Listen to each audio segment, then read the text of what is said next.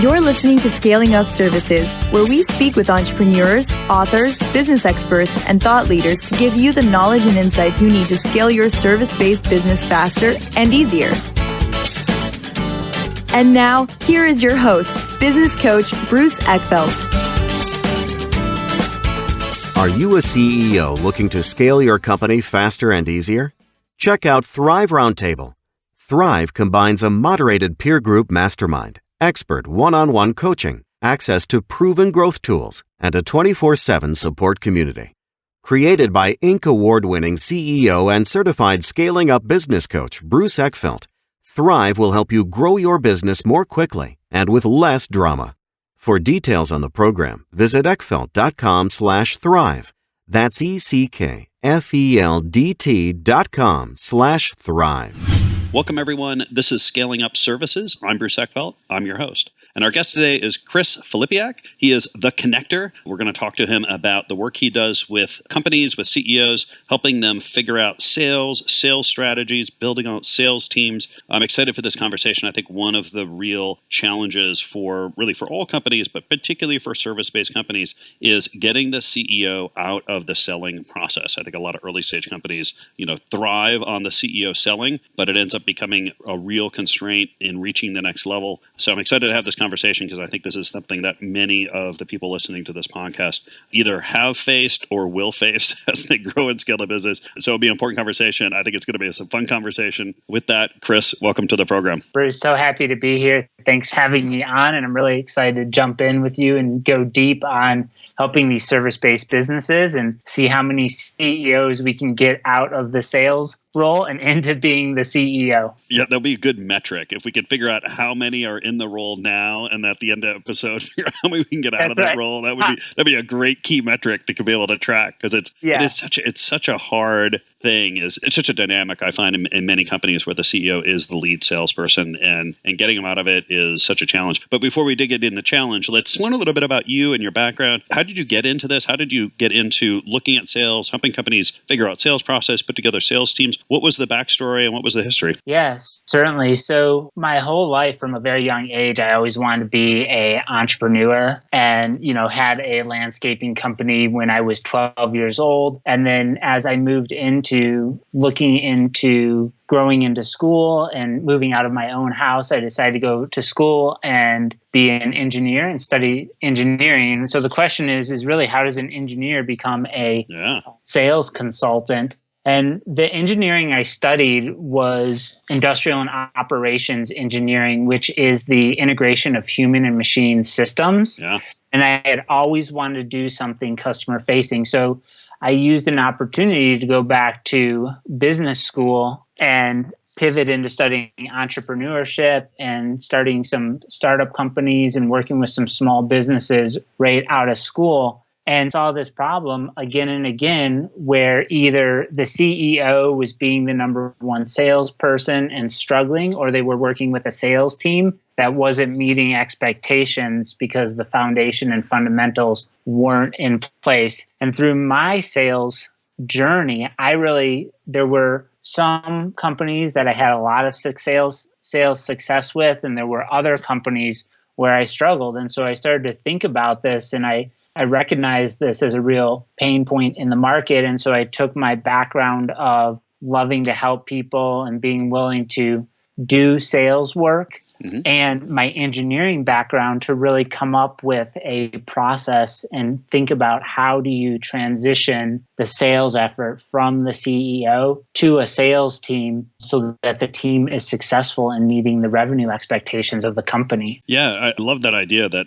coming out of process engineering, this kind of intersection of people and machines and people and equipment and stuff, and applying that to sales, it's such a great kind of transfer of skills because I think so much of what needs to happen as you go from selling through the CEO to selling through a real professional sales organization is that idea of process and how do you make something that can feel very kind of intuitive, almost an art, and turn it into that fairly well-defined procedure around how do we go about the sales process, how do we define the stages, all those steps. So I think it's a really interesting kind of combination of your skills in the background and applying it to a pretty unique challenge in the business side. Tell me a little bit about your kind of how sales has kind of evolved for you, like what you've kind of learned and realized and, the epiphanies you've had about what sales means, who sells, who can sell, who can't sell. What has kind of evolved for you in terms of a sales philosophy over time? Yeah, I love that question. And there was a point in my life not too long ago where I would have to say that I wasn't very good at sales. And I had to really take a really hard look at what was going on. Was it an internal thing or was it the tools and the systems that I was using? And I think with the thoughts in your head and the mindset and your worldview and the paradigms that you bring into the selling relationship and the conversations you're having with other people are so important and really will determine if you are successful or not in a sales role. So one of the things that I really had to look at for myself personally is why was I getting on the phone with people? Was it to make a sale or was it really to help them? And if there was any emotional need that I was trying to get met through making a sale, whether it was needing someone's money, whether it was needing them to like me, whether I was trying to source my value from completing the sale, that doesn't work. And you're going to have a lot of resistance that comes up in your sales effort that's going to prevent you from asking for the money you want, really showing up to help the person. It's really where you're going to see it is you're just going to see it in your results. And that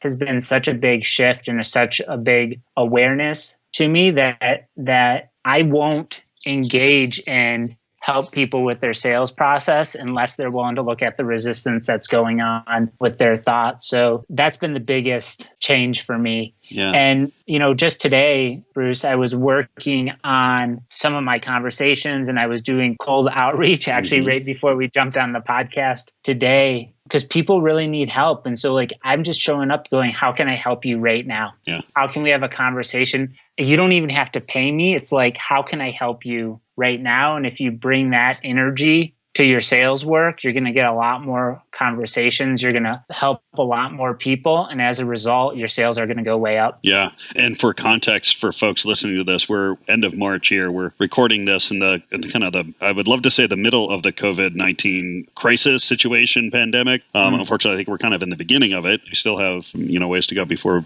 we reach the peak for a lot of folks in the country. And so it's a fascinating time to actually kind of have this conversation around sales because, everyone is like, don't sell. Like no one should be selling right now. It's not the time to sell. And while I agree, this is not the time to be kind of overtly selling, asking for money, hard pitching products and services, I think it's actually the perfect time to sell in the sense of being helpful, building relationships, finding out what needs are out there, where you can provide value and services.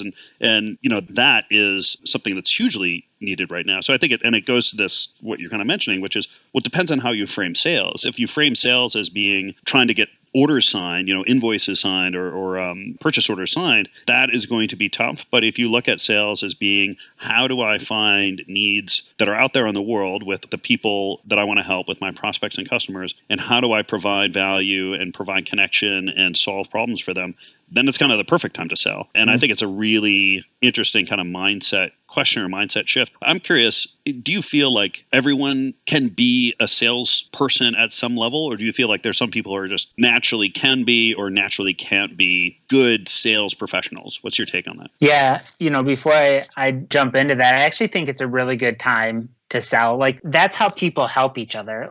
Sales is just conversations with people and conversations about money. And all of those things are still occurring in our economy and people need a lot of help. And I actually think that what's so great about this time and what's so good about COVID-19 showing up is there's a lot of opportunity to really look at all the bullshit that we were bringing to our sales process that wasn't aligned with really helping people. Yeah. And so now that will not fly at all now. No one is going to stand for any of that. And it gives you an opportunity to really look at what are you doing, especially for small business owners and service-based companies. What are we really doing? How are we really helping people. The question about can anyone sell, it's a really interesting one because I talked to some very high level salespeople, VPs of business development that have a lot of fear come up around cold calling, have a lot of fear come up around talking to someone they've never met before, about calling existing clients.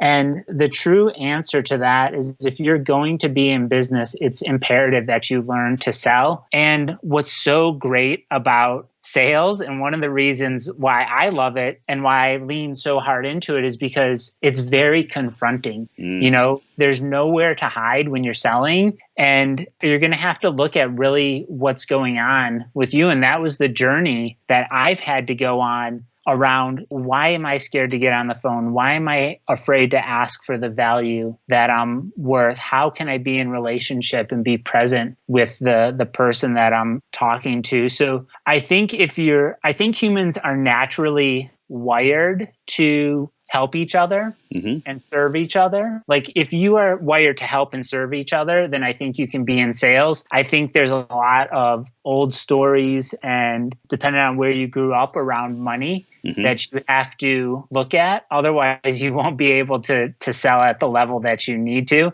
And I think, you know, when you're starting a business or you're in a sales role, there's such a huge opportunity there for internal growth and to really help a lot of people. So it depends if that's what you want. But I think the innate ability of humans to connect and serve each other is there within all of us. It's interesting. I find the challenges that come up for folks when I coach them and kind of the topic of sales comes up, or we're talking about sales strategy, the ones that come up are, or the people that I find having the most challenges around sales are the people that are really, really scared of selling, and then the people that have no fear in selling. Sure. And the people that are really scared, it's because, you know, they've got some kind of block. They've got you know, they're concerned about something. They've got some kind of mindset challenge that prevents them from kind of getting on the phone and having a conversation. The people that have no fear are so self-focused.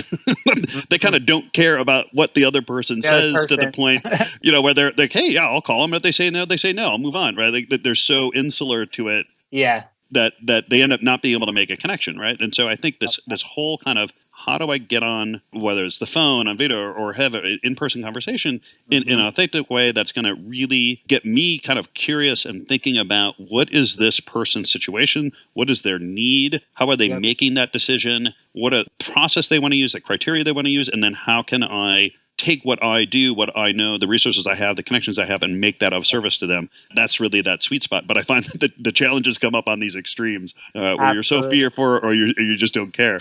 Yeah. I love that so much because you hide in both places. Yeah. Right.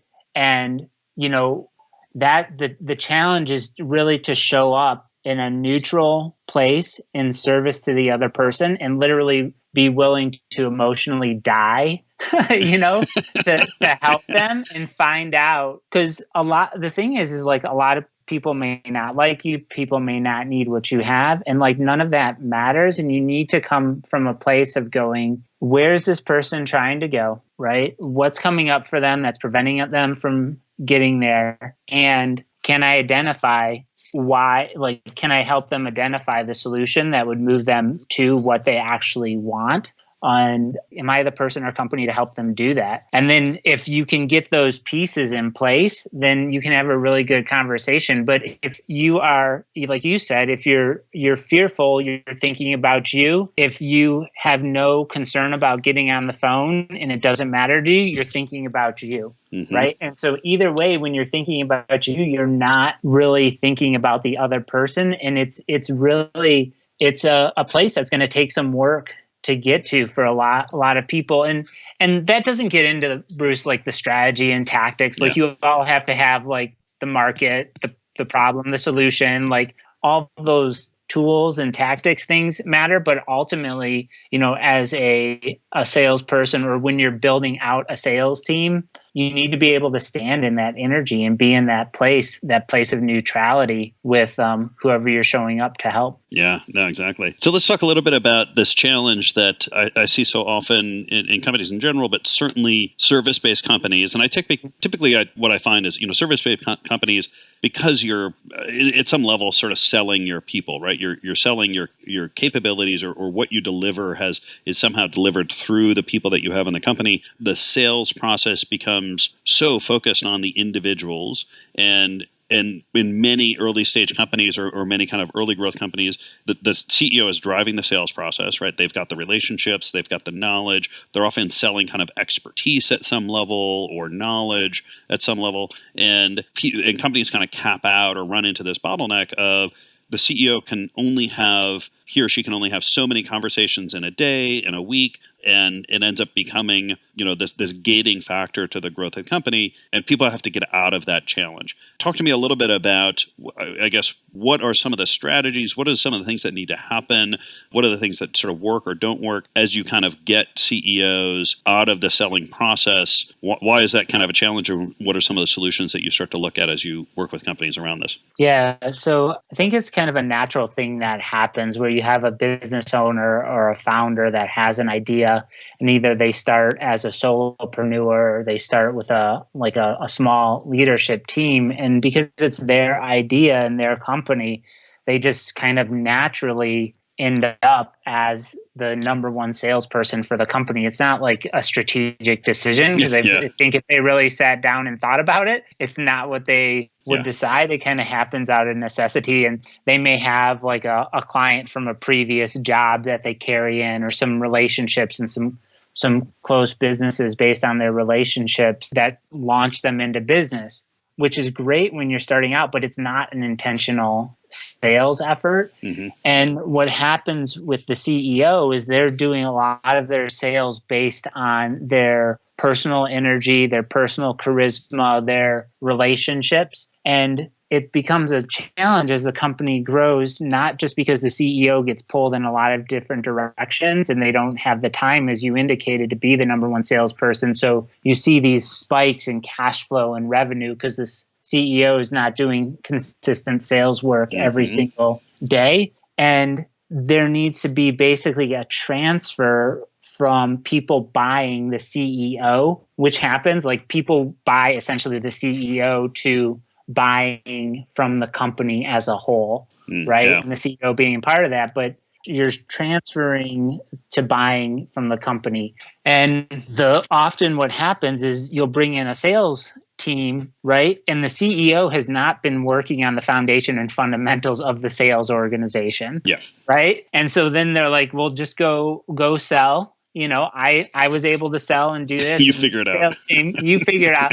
The sales team has no foundation, no enablement, no air cover, right? Yeah. And they don't have the same information and knowledge, and the company itself hasn't figured out how to do sales as a company. So that's why I think that happens. And, one thing I want to say, if the CEO really loves doing sales work, then I say, go on, do sales work, but bring someone else in to be the CEO. If that's like, I think you need to make a decision on whether you really want to be the CEO or really whether you want to be like the CRO or the VP of sales in that role. Mm-hmm. So because there's this challenge of transitioning from buying from the CEO to buying from the company and having someone else sell the company, that's a very different sales effort. And I think that there needs to be some foundation and some fundamentals put in place. And, in the work that I do, I think about the sales people, the sales strategy, and the sales technology, and making sure that those three aspects or those three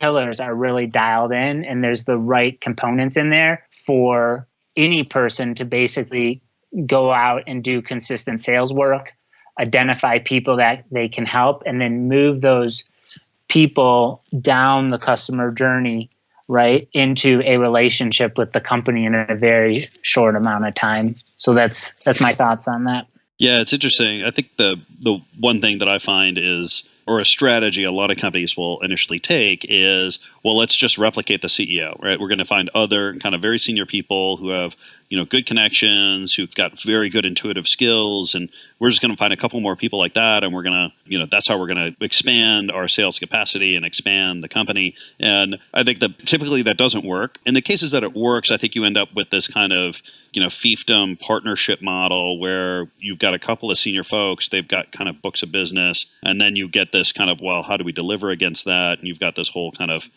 organizational strategy, organizational design problem of, am I building, like mini companies inside the overall business that have almost their own P&L, they eat what they kill, they have their own capacity to deliver, or are you really looking at this as a process where I've got a team that's responsible for selling, a team that's responsible for client service, one for delivery, one for accounting. Like you have a choice, I think, as a business to decide how you're going to design your organization. And ultimately, if you really want to grow and scale, particularly if you want to grow and scale at a high profit margin, like you really need to look at this strategically and understand, well, what is this process? How do we make a system out of this? How do we bring in, people of the right level and caliber and capability to do the work that needs to be done at each step, and not try to create these, kind of fiefdoms or partnership model kind of stuff. Tell me a little bit about where you start. So you mentioned the people, the strategy, the tech. What's the first sort of piece that you put in place, given those three kind of considerations? Yeah. So the first thing, the first thing you do as an engineer or as any companies, you need to assess what's currently going on, because the company is going to be doing certain things well. And when I talk about building these sales ready organizations, like the company is going to get up to a certain revenue level that the CEO is going to be able to sell up to, but then they're just going to plateau right there. So like they've already done some work and they're doing good for where they are, but you need to be looking forward on where you're trying to get to. So the first thing is to come in and do an assessment of the sales people, the sales strategy, and the sales technology, and just identify what is working well, what's missing, and where there's opportunities to improve, and then start to close those gaps, bring in the right, strategies, technologies. The big miss that I see, because I've done dozens of these assessments at this point, is for all sorts of companies, they're oftentimes not really clear on what they want, and that shows up in their vision and their mission, and they don't have clear goals a lot of the time. And I think that comes from just a lot of referral or word of mouth, where they're not clear on their financials. They're saying this is our goal, and then coming up with a plan or the systems in place to consistently hit the goal. I oftentimes see gaps in the sales team on reaching out to clients, like customer service consistently, and then just really understanding what a marketing workflow looks like, what a sales workflow looks like, and how to design those to make it really easy for your customers to buy from you. Because again, this goes back to helping people. People are trying to go somewhere, and you're not trying to sell them. You're just trying to design your workflows to make it easy for them to buy from you. And when you get all those things, like whether you bring in a sales team or the CEO needs to continue doing the sales work for a little bit, you want to have all of those aspects in place, just so that there's no mystery in how to get new clients, how to increase revenue. You just go, these are the components I need to do sales every single day. This is my game plan. I am 100% clear on where I want to go. I know what the mission of the company is. I have the pieces, and then it's just you just turn it on and you run the factory, So, and of course there's some art to conversations like we've talked about, and you're dealing, you're working and having conversations with humans, but that's really how I start to approach that. It's assessing, identifying where things are working, what needs to be cleaned up, getting a plan in place to do that, implementing the plan, and then measuring, and as you go, making adjustments. Yeah. One of the things I often find that happens in that kind of transition, or as a company really kind of moves into growth mode, is I think early stage you end up with, there's a lot of what I call chasing money, right? Like they'll take on basically any project or any service, or they'll say yes to a lot of things because there's money behind it, but they end up with this, little bit of a hodgepodge of services and offerings, based on that. And they sometimes have clients they've had for a while. It's like, well, we just still do this for this client because they've been there forever, but we really don't offer that to anyone else at this point, but they end up with a lot of sort of different offerings and different processes and different kind of capabilities internally. And one of the things I always say is that the faster you want to grow, the more you need to focus. Mm-hmm. Tell me a little bit about how kind of strategic focus ends up playing into the sales process and helping or influencing how easy or quickly or effectively or efficiently you can run sales relative to a defined business strategy. Yeah, I think that happens because you're just not intentional about your sales effort. Like you don't know who you help and how you help them. And so you're just taking what comes to you instead of going out and finding really who you can serve at the highest level. So when you look at an overall business strategy, if the company has done a really good job identifying, its niche or its target audience, the pain points or the problems that they have, the outcomes that audience wants, and how you solve that for them, and then going out consistently and talking to that audience again and again and again, you will create the business and the clients that you want consistently. But you have to do that every day. And something interesting that I think about is like in the beginning, you'll have full cycle salespeople, right? Like you won't have marketing department, SDRs, account executives, kind of a sales engineer or whoever moves the process down. But you have these full cycle salespeople. And it's very easy as a salesperson to get confused in what your role is, whether you're doing marketing work or sales work. And you're always doing marketing work first, right?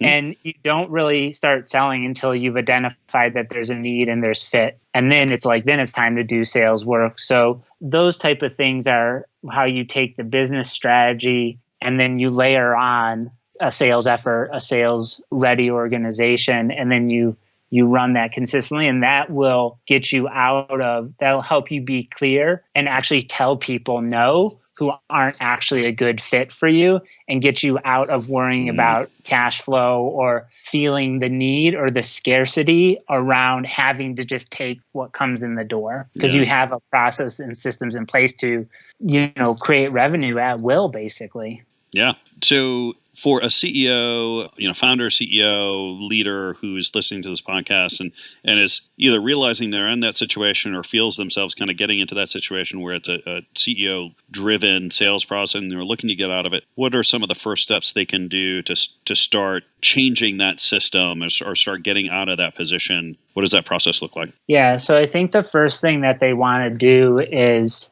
understand the components of what's required to set up a successful sales effort that is not themselves. Like I mentioned, the first thing that I do is I do an assessment and say, look, here are all the components that you want to have in place, and then start building that foundation and those fundamentals. And the CEOs don't know how to set up sales organizations, right?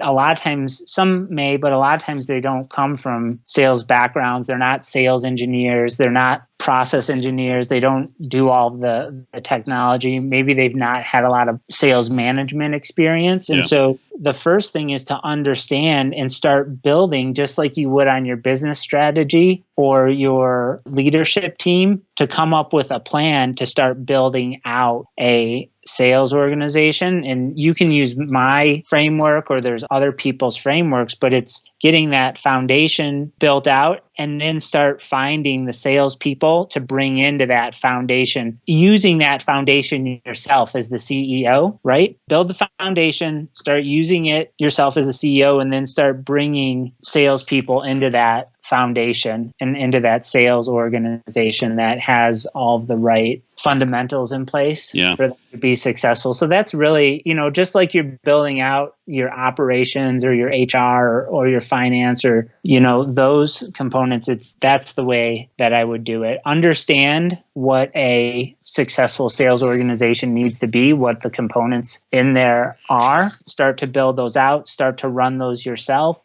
and then start to bring in sales team members to transition that work to. Yeah, let's basically think like an engineer. Yes. Design the process before you start pumping a lot of people in it, because if you start just putting people into a room and expecting they're going to sell, you're probably going to be disappointed. You're going to not have good results. You're going to end up letting those people go. I've seen that time and time again. I've probably done it once or twice. I hate to say it. For sure. Good. Chris, it's been a pleasure. If people want to find out more about you, about the work that you do, some of the content you have, what's the best way to get that information? Yeah, so you can go to my website, which is chrisfilipiak.com. You could give me a call. My phone number is 828-747-7855. And you can reach me via email at connect@chrisfilipiak.com. And I spend quite a bit of time hanging out on LinkedIn and Facebook as well. Awesome. I'll make sure that the links are in the show notes here so people can click there and get that information. Bruce, I do want to mention that at my site, I do offer a free Sales Ready Organization assessment. So if anyone is looking to understand where they are, what's working, that's something that they can take. It's 33 questions. It looks at, like I said, your salespeople, your sales strategy, and your sales technology. And, if your sales aren't where you want them to be, you're struggling as the CEO or the number one salesperson, or you're struggling with a sales team that isn't meeting your expectation, that's a great first step that just takes a few minutes of your time to do. Excellent. I'll put the link into the show notes for that as well so people can do that. Yeah, I find this is such a common problem in the growth process that if you don't solve it well, you'll end up kind of repeating the process, sometimes several times. You'll try different scenarios, but until you actually take a step back, think about what your sales process is, design that process to be effective, and then start bringing in the people to train and then underlying technology to support. It's a ceiling to break through, but if you do it right, it can really unleash the growth of the company. So great conversation. Yeah. Awesome. I will, like I said, I'll make sure the links are in the show notes here. I really appreciate the time. I think everyone here got a couple of good takeaways. But this was fun. I always enjoy talking about sales, and it was good to hear a third party's sort of expert opinion on things that I have always kind of intuitively felt. But this was helpful. I really appreciate it. Yeah, Bruce, it was. Thanks so much for having me on, and I love sharing knowledge and just helping people. I genuinely love helping people. Good stuff. Thanks, Chris. You're welcome. Bye. You've been listening to Scaling Up Services with business coach Bruce Eckfeldt. To find a full list of podcast episodes, download the tools and worksheets, and access other great content, visit the website at scalingupservices.com. And don't forget to sign up for the free newsletter at scalingupservices.com/newsletter.